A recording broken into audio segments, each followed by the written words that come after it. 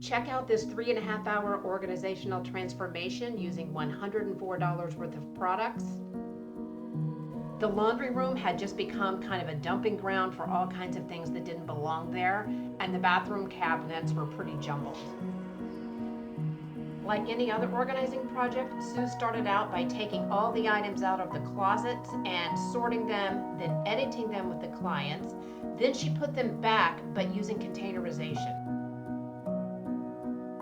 We use these Y-weave baskets from Target all the time, and they recently came out with this new one that has a scoop front.